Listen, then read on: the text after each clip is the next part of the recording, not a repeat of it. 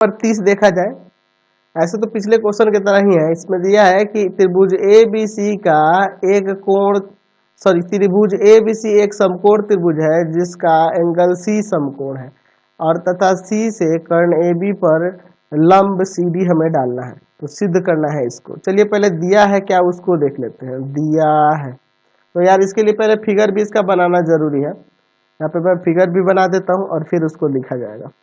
चलिए त्रिभुज A B C है ना जी, तो इसका सी समकोण है, यानी कि यह सी होगा और जिसको मर्जी ए बी मान लो, ठीक है। इसको ए, उसको बी, या इसको ए, इसको बी, कोई दिक्कत नहीं है। अच्छा, सी से कर्ण ए बी पर लंब डाला जाता है। सी से कर्ण ए बी पर लंब डाला गया है, ठीक है ना। तो ये सी डी लंब है। चलिए दिया क्या है कि त्रिभुज ए बी सी में एंगल सी 90 डिग्री का है और यहाँ पे सी डी जो है ना लंब है ए बी पर।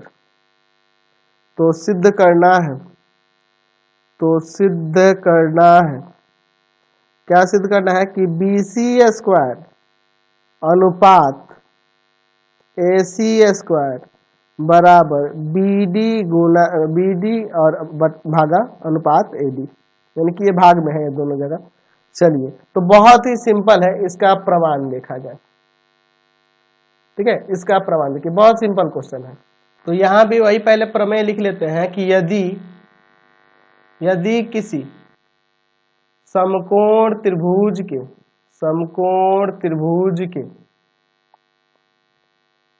समकोण वाले शीर्ष से कर्ण पर लंब डाला जाए तो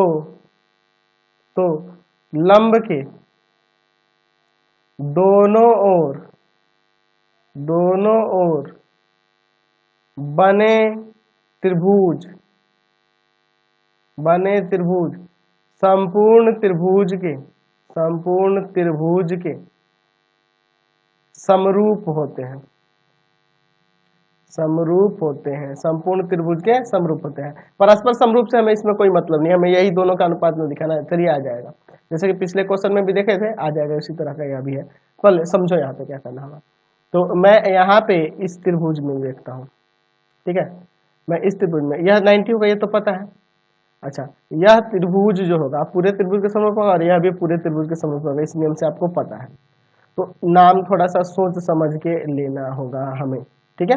चलिए तो अगर मैं यहाँ लिखूं कि त्रिभुज ए सी डी समरूप है त्रिभुज ए बी सी के, देख लो ए से शुरू किए, दोनों में एंगल ले लिए हैं, फिर सी लिए, फिर 90 वाला लिया है, इसमें भी देखो बी लिए हैं और फिर ये 90 वाला सी लिए है। संगत सारे शीर्ष देखने होंगे।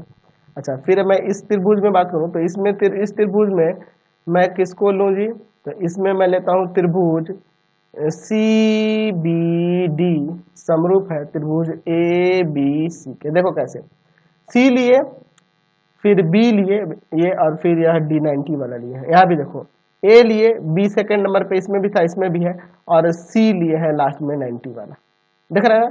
चलिए इतना हो गया। अब देखते हैं दोनों त्रिभुजों से देखेंगे, दोनों त्रिभुज जो समरूप है ना इनसे देखेंगे। तो आपको पता है कि दो समरूप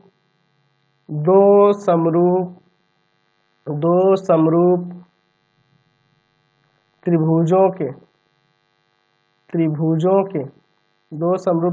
के संगत भुजाओं का अनुपात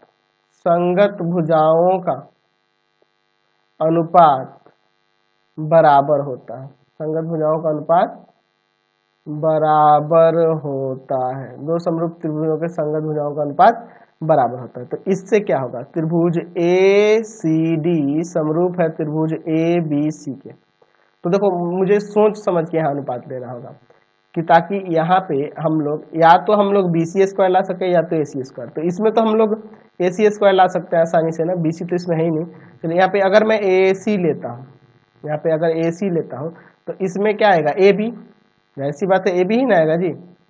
चलिए अच्छा, मैं इसमें अब ले लेता हूँ, किसको लिया जाए जी, यहाँ पे ए डी, क्योंकि देखो प्रूफ करना इसमें ए डी है, ठीक है।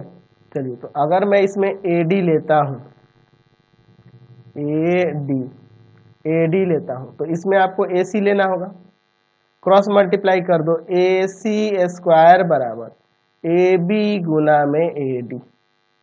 ठीक है, ए बी गुना में ए डी, समीकरण 1 मान लेते हैं। चलिए फिगर से इसमें कोई मतलब ही नहीं है। अच्छा दूसरा वाला लो, दूसरा वाला त्रिभुज। अब इसके बाद पहले शुरू में यहाँ पे लिखने तक फिगर से मतलब है, बाकी सब तो इसी से काम हो जाना है। त्रिभुज सी बी डी समरूप है त्रिभुज ए बी सी के, तो यहाँ पे इसके अनुसार यहाँ पे अनुपात करना होगा। तो देखिए इसमें हम लोग ए सी स्क्वायर लाए हैं, तो यहाँ पे अब बी सी स्क्वायर है ना ऊपर प्रूफ में, तो इसमें मैं बी सी लाने की कोशिश करता हूँ। तो मैं अगर यहाँ पे बी सी लिखता हूँ, बी सी, यहाँ पे बी ए लेना होगा, बी ए लिखना होगा ना, या ए बी भी लिखेंगे तो कोई दिक्कत नहीं है। बराबर में इधर देखो क्या हो जाएगा, तो यहाँ देखो प्रूफ में जो है ना, यहाँ पे बी डी है, बी डी और ए डी है, तो ए डी तो उसमें आ गया, इसमें अगर बी डी आ जाए तो काम बन जाए। तो इसमें बी डी लेते हैं, तो यहाँ पे क्या लेना होगा, बी सी, क्रॉस मल्टीप्लाई किए, बी सी स्क्वायर बराबर में बी ए गुना में बी डी। चलिए इसको समीकरण 2।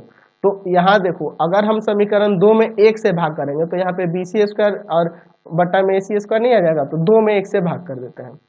समीकरण 2 में 1 से भाग करने पर, समीकरण 1 से भाग देने पर, तो यहाँ हो जाएगा बी सी स्क्वायर बटा में ए सी स्क्वायर बराबर बी ए गुना में बी डी और बटा में ए बी गुना में ए डी। तो यह बी ए बी तो कट ही जाएगा ना, यानी कि यहाँ हो गया बी सी स्क्वायर अनुपात ए सी स्क्वायर बराबर में बी डी अनुपात ए डी।